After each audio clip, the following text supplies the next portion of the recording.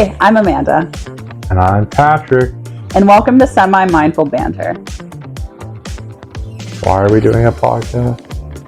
I don't know. They made it so anyone can create podcasts for a reason. Because people's stories deserve to be heard. Okie doke. Do our stories deserve to be heard? According to you, they do. Hello. Welcome to Semi-Mindful Banter. My name is Amanda. I'm Patrick. And welcome to the show. How are you today, Patrick? I've had a good day today. I've had a great day. Yeah, I have had a better day today than yesterday. I can't say it's been the best day, but it hasn't been too bad. I can tell. Yeah. This week I've been going through a hard time, just feeling really rough. I've been going through a rough time, and it sucks. Yeah, but it's okay. We all do sometimes. Yep. Yeah. I guess. What's on the agenda? What's on the agenda? I guess we'll jump right into it because we don't really have much else to talk about in our lives. Other than our dog who's passed out on a pillow. It's nap time right now. Duh. Nap time. 8:46 p.m. My hamster's sleeping too. Everyone's sleeping except for us. So today's topic, we're going to talk about how we stay semi-mindful amidst all of the mess of our lives. And you may not think our lives are super, super messy, and I don't think they are either, but everyone's lives are so messy and overwhelming to a certain degree that like everyone has their issues. And I think everyone could use the tips we're going to give and the advice we're going to talk about. Because you know us as a couple already. You guys know us as a couple already, but like you don't know how we actually manage all these things and our relationship and stuff like that. Me and Patrick both know how much life loves to throw curveballs at what's its favorite thing to do? Literally, you think life is good and going well, and then it like curveball. Out of nowhere. I am so used to curveballs that I don't trust anything anymore. I'm always waiting for the other shoe to drop, and I wish I could stop that. I gotta work on it. It's hard. Because you're just so used to something going wrong. I'm pretty good about that, actually. Yeah, Patrick's pretty optimistic. But it's just hard to deal with life when you're balancing mental health problems, when you're navigating either burnout or hopelessness, and when you're trying to maintain a relationship and raise an animal like we are. Mm-hmm. So everyone is trying to figure out how to stay sane in this world, and there's probably not one person not dealing with the overwhelm of modern life, to be honest. Even if you have money or anything, you still have problems. There's just different problems. It's just if you have money, there's just different problems for you to deal with. Anyways, this episode is going to give you some practical ways to manage the madness using just enough mindfulness to get by without the pressure to be perfect. Sounds good. And let's be straight, we're not selling Zen and lotus petals, but I'm not selling anything. Well, we are selling something. We're selling something better than that because we're going to give them real talk about managing real life with actual real strategies. And we're just handing it over. We're not selling it. Well, okay, I didn't mean like actually selling it. I'm just showing you. Yeah, so we're not selling you anything, but we are handing over to you free strategies that you can use to help you. And I think they're actually really helpful. And I know you just said help twice, but whatever. I think they're really easy to use, and that's what makes them so helpful. Yeah, easier the better. Patrick doesn't know them all yet, but I don't, but I'll learn them with you guys. Let's do it. And he trusts me, so here we go. Here, we're all about finding balance without the pressure to be perfect, because no one is perfect. We don't like perfection here. It's a bad word.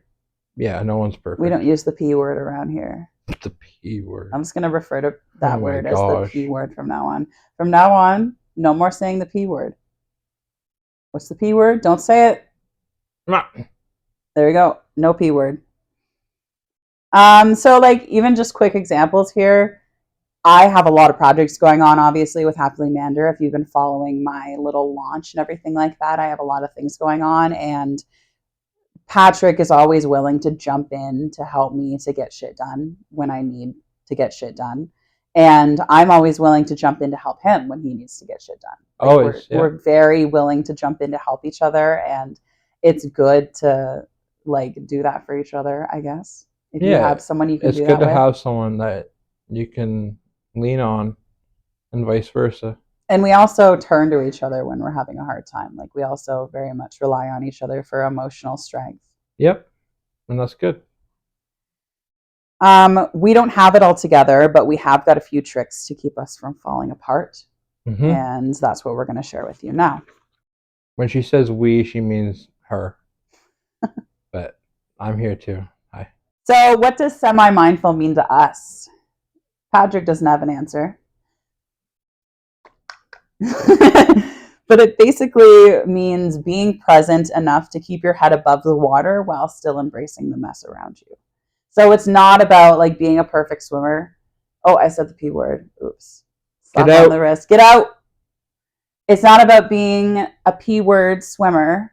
It's about being able to tread water so that you can keep your head above the water and not drown and die. Right. Because life is so hard that if you're not working on treading water constantly, then you are going to drown and die.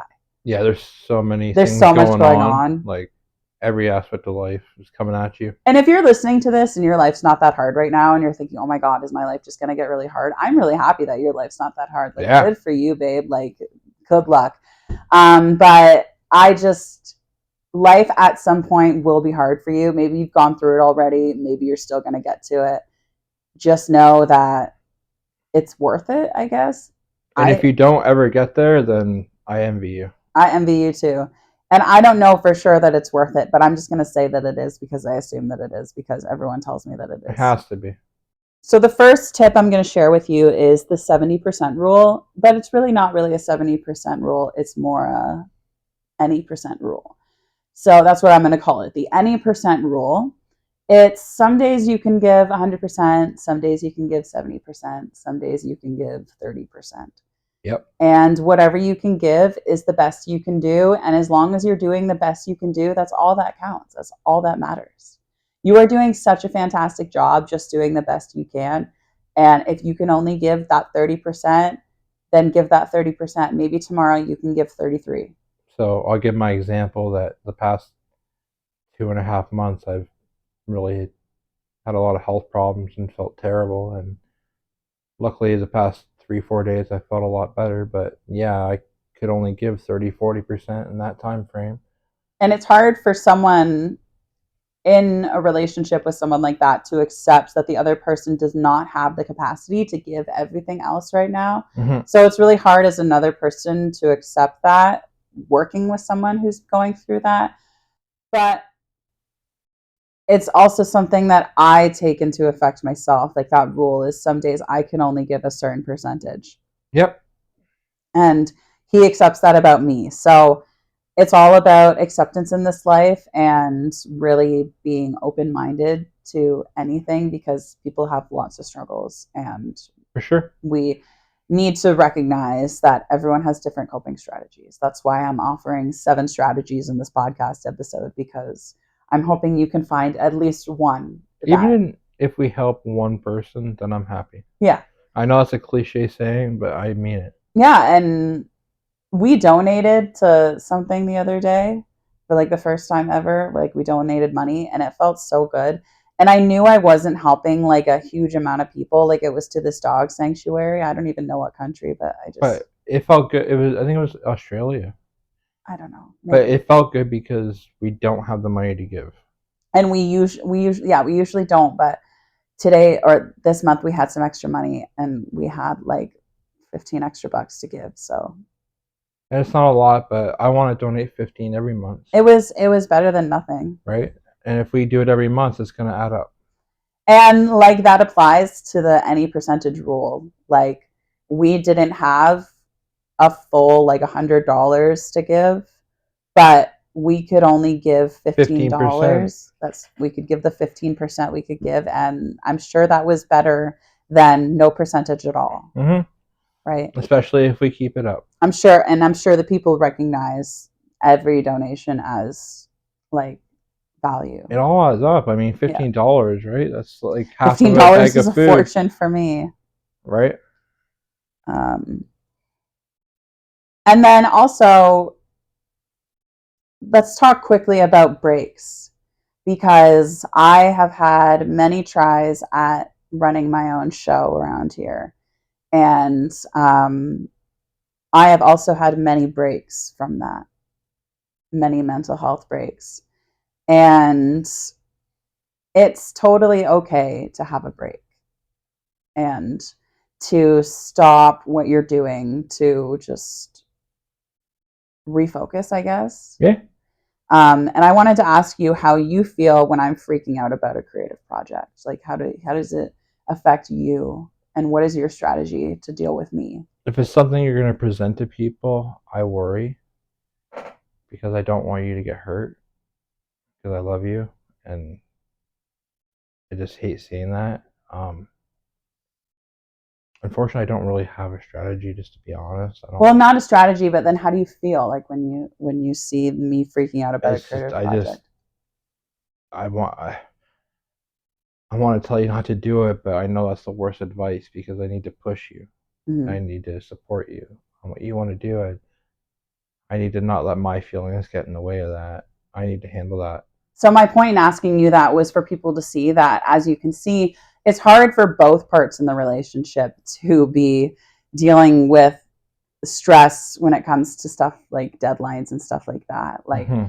it's hard for me to be dealing with the deadlines myself when they're my creative projects, and then it's hard for him as my support to be dealing with that and seeing me go through this and seeing me go through a sad time and And wanting to help. it's even also just like if you don't get engagement with it, like that I hate that. I don't like seeing that. But That's life. I know it's life, and that's why I just try and suck it up and try and support you how I can support you. Well, the next strategy I have is the quick pivot. So when something is going wrong, just immediately stop and ask yourself one question: what can I control right now? Right?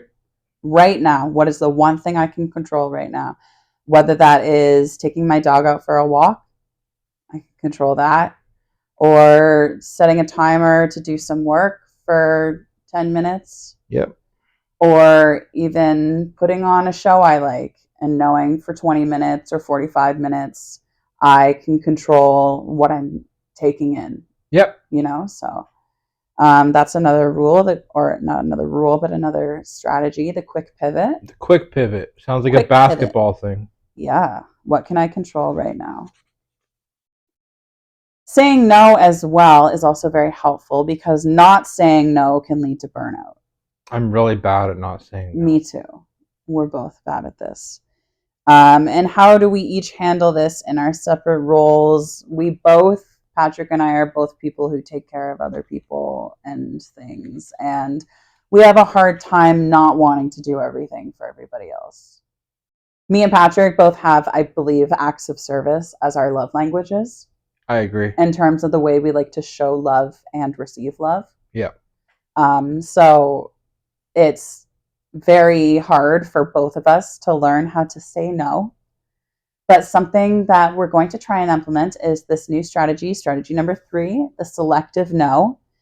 You have to try and say no to one thing per day. And Right. that's it.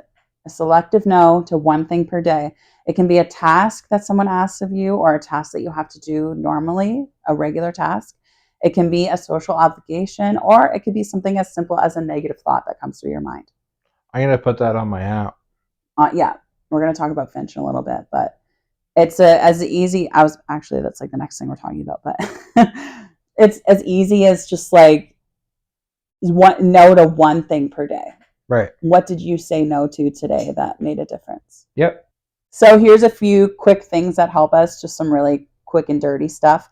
Why is it dirty? I don't know. I'm just fucking with you. And these are like, I guess, considered strategies 4, 5, and 6.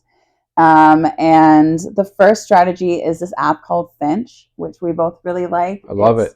It's this little bird that you take care of. And by doing your routines and taking care of yourself and doing your to-dos, you get energy for the bird, and the bird gets to go on adventures and learn more about itself. And it's just really cute. Caca! Okay, that was creepy. Next strategy would just be having messy routines, not worrying so much about your routines being absolutely perfect, because like that's not really necessary. When I first got into making a morning routine, I thought it had to be like the most perfect thing in the world, but that's not true. It doesn't have to be. Yeah. It can just be like really a few things you do, and you don't have to do the first thing in the morning right when you wake up. Like, I don't do my routine right when I wake up all the time. Usually I chill for a little bit and then I get into my routine. And there's nothing wrong with that, guys. Like, there's nothing wrong with taking some time. I know there's apps that are going to be like, okay, to build a habit, you have to say every day at this specific day or at this specific time, I'm going to do this specific thing. But routines can be messier than that. Strategy number 6, tapping into our emotions about the bad/sad things around us. So that kind of happened today, where we saw a sad thing on Facebook, and it like grounds us, I guess, because it makes us realize that we have our lives a lot better than a lot of people. Absolutely. We're so blessed. Like, crazy. Yeah. As I just wanted to say, like, to wrap it up a bit, as you guys know, I have a lot of different projects going on all the time. I have my website that I just launched, which hosts like all the information about Harper's Hill and my tarot coaching and the podcast and everything, blah, blah, blah. But being semi-mindful and being able to stay semi-mindful is able to help me do all of that and manage all of that. Mm-hmm. And right before I share my final strategy that ties into that, I just want to ask our listeners to share their strategies, any strategies that you guys use to stay semi-mindful in the midst of chaos in your life.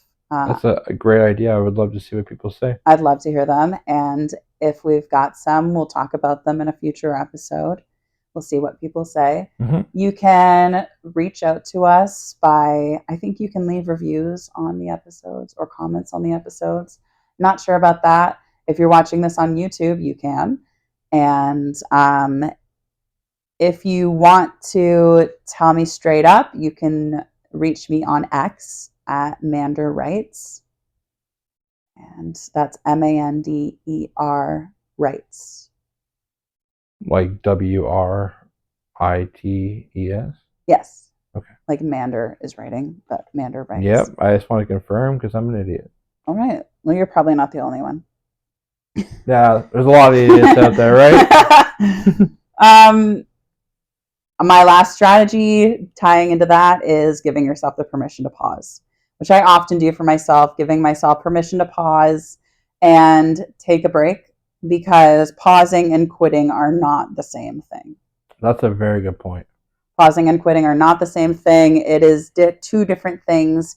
Taking a break and committing to go back to it at a later time, and then just totally quitting and saying like, fuck that shit. I'm never going to go touch it again. Yeah, because I'm tempted to do that a lot, but I'm learning about pausing and saying I can go back to things at a different time. Yep.